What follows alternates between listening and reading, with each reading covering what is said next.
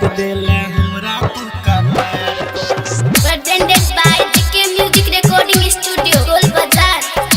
DJ Om Shankar, हमरा तू कपार Parsa Kharbinda. हमरा तू कपार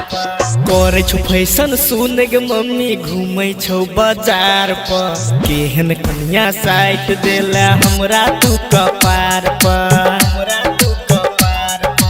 हमरा तू कपार करे छौ फैशन सुन गे मम्मी घूमै छौ बाजार पर केहन कन्या साइड देला हमरा तू कपार पर करे छौ फैशन सुन गे मम्मी घूमै छौ बाजार पर केहन कन्या साइड देला हमरा तू कपार पर DJ Om Shankar, Parsa Kharbinda. हमरा तू कपार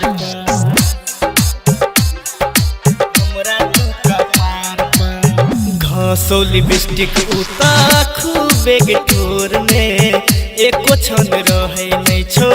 हमरा के जर में घासो लिपस्टिक उता खूबे ठोर में एको छन रहे नहीं छो हमरा के जर में कतो चल जब हम घर छोड़ दब गे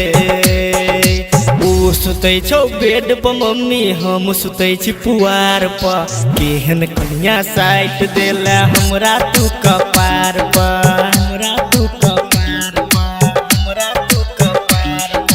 करे छौ फैशन सुन गे मम्मी घूमै छौ बाजार पर केहन कन्या साइड देला हमरा तू कपार पर DJ Om Shankar, Parsa Kharbinda. हमरा तू कपार हमरा तू कपार कतबो करै छी माना मानै नहि छौ बात गे उल्टे देखाबो मोगिया हमरा हालात गे कतबो करै छी माना मानै नहि छौ बात गे उल्टे देखाबो मोगिया हमरा हालात गे कतो चल जब हम घर छोड़ देबो गे डीजे ओम शंकर के चढ़ गेलो विचार पर केहन कन्या साइड देला हमरा तू कपार पर हमरा तू कपार हमरा तू करे छौ फैशन सुन गे मम्मी घूमै छौ बाजार पर केहन कन्या साइड देला हमरा तू कपार पर